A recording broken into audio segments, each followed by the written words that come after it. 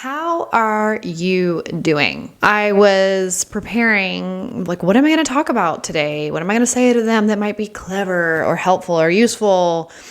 But I started doing this thing instead of trying to come up with content where I'm like, you know what? What do you need to hear? What is it that seems like the collective is going through together right now? And maybe for myself, I'm going through right now because there's so many things that have been going on in life.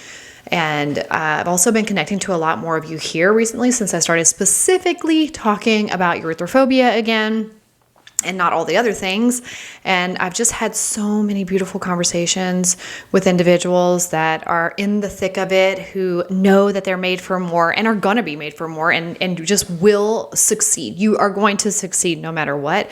But you still have the discomfort of this thing, and it's very bothersome, and that is very real and true.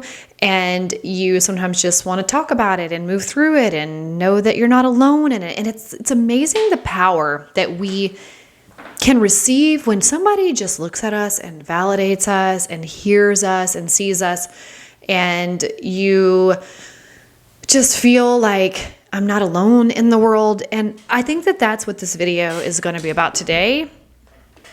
I'm going off script and I just want to talk to you. And what I really feel needs to be said today is good job. I'm proud of you. Look at what you've done. Look at how far you've come. Look at all the things you've done and all the scary things that you showed up for, and how maybe even you turned red here and there and you handled it and it was uncomfortable and you didn't like it and it made you feel some kind of way, obviously, but you still went back out there and you did the thing again. Something that I'm noticing in conversations with my friends, or friends are saying to me, or other conversations that I've had at work and in coaching, is that we're not giving ourselves enough credit for how far we've come. And, it's often said that we don't heal in straight lines. It's not linear. It's not a linear path. It's in circles. And so you'll visit the same places over and over again, but you'll be different each time you get there. And so sometimes I think because we get back to the place where we once were, we're like, how am I here again? Don't focus so much on why you're there. Ask yourself, who am I this time? How did I handle it this time? I've been through a lot this year. I mean, gosh, we're not even at the point of me starting to reflect on what I've accomplished this year, where I have grown this year, the things I put on my vision board that I wanted to do this year. And I did a lot of those things. And I have a vision board hanging in my closet. When I walk through my bathroom and go into the closet, you can see the vision board right there. And sometimes I just have to stop and stare at the vision board and think, wow, you really set forth to do a lot of these things. And you did them this year. But it's like we don't stop long enough to just say, hell yeah, I did that. And I'm proud of myself. I was talking to a friend the other day, and she was just saying, this is a thing that I still struggle with, and this is an area that I just need to do better. I need to do better. I need to do better. And as I was listening to her talk, I'm like, look at what you've done. I'm not saying there's not a time to push ourselves to the next thing. I'm just saying maybe in this moment right now, you need to know, don't worry about where you're going next. Think about what you've done up to this point. Think about who you are today versus who you were in January of 2025. Think about who's going into 2026 that is so different. And why are you different? Why do you have this pride and this excitement and this joy for who you are and what you've done? It's because you are willing to do hard things, and you're willing to show up, and you're willing to be seen.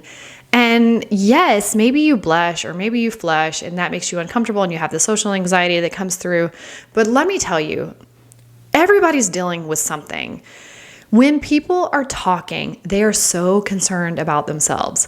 When you're talking, you get really concerned about you and what people are thinking about you. But I can guarantee you that when I'm talking, I'm thinking about me and what you're thinking about me. I saw this I don't know if it was a meme or a reel the other day, and it was talking about people with ADHD whenever they're talking, and it's like they're looking all around and, this is how they talk, but as opposed to like when the other person is talking and the person with ADHD is listening, and it's like they're just like staring into your soul. And it's so true, because even when you're talking, I'm still thinking about what you think about me. Am I listening good enough? Am I making enough eye contact? Is that creepy eye contact? Am I really paying attention to what they're saying? What do I want to say back to what they're saying? Sometimes the art of listening is really hard, because if you have self-obsessed and you've been in a place where you are me, and you're thinking about you, and it doesn't necessarily mean that you're selfish. I don't mean this in a selfish way. I just mean it in a way that you are so consumed with how you're perceived and who you are and what somebody's going to think, because that is your protective mechanism. That's your way of keeping yourself safe, is by just scaling the land around you at all times to understand if you are safe or not safe, and what your reaction or response to me is, and what your body language is when I'm talking. It's exhausting, but we do it. And I think that it also should be encouraging to know that, yes, it's exhausting, but at the same time, really nobody cares that much about you, because they're so consumed with themselves, unless they're like a massive like narcissist. And of course, they're even consumed with themselves and have all this self-loathing, but they just project it outward and make you feel some kind of way. So I say all that to say that you have shown up this year. You've shown up maybe this week. You showed up today. And on the days when you need rest, you need rest. But life is the up and down and the hills and valleys, and we are all living this thing out together. We're walking each other home. So for today, the message that I want you to hear is good job. I'm proud of you. Look at what you've done. Look at what you have accomplished. And don't do this comparison to what you think other people think are big accomplishments. Like, look at what you have accomplished. On this past weekend, I saw one of my friends. She was in a competition, like a CrossFit competition, and she was telling me that last year they competed in, I don't know how to use the verbiage, so if you're listening, Allie, don't correct me. You'll know what I'm talking about. That they competed in a division last time that was more of like a beginner division, and this time they went up into a division so that they could compete at a little bit of a higher level. So they were training and preparing for this competition, and I went on Saturday and I watched her for an hour with a couple of breaks here and there push herself so hard. I mean, she really pushed herself, her and her partner. I believe her name is Veronica.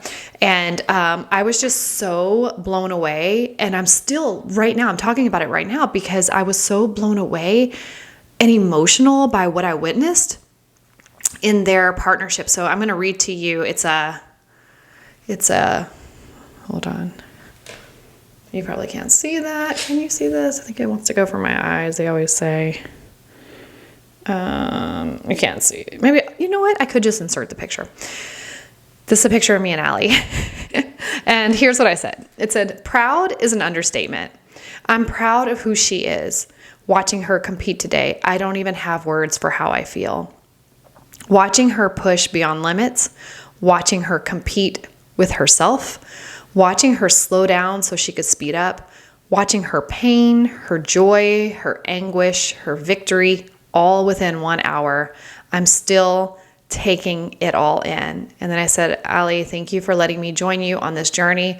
I feel like the cosmos said, you too, it's time for you to walk together. And here we are. I'm grateful. My fellow Enneagram 4, you are expansive and colorful and abstract in all the best ways.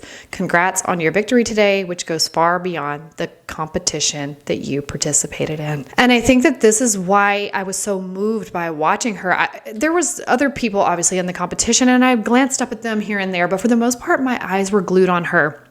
My eyes were glued on her when she was lifting up the bar and it was heavy and her body was fighting against her, but her mind was like, go. And her partner just looks at her, doesn't say a word, just that made me so teary-eyed. The the partner just nodded at her like, you got this. And Allie did it. She did it. And then she got to a point where she talked to me afterwards and she's like, my body was saying like, no, we're not doing it. She couldn't get the bar up. And you could see her frustration and disappointment because she's like, get it up. But her body was like, we're beyond our physical limitation at this moment. Like we're exhausted and we need a break. And I also have this video. I'm going to share it. Actually, I should probably ask her if I can share this, but there's this, so if you see it, it's because she told me I could, where they are doing I think it's when they're doing like these box jumps, maybe back and forth, or no, they were jumping over like a barbell over and over again.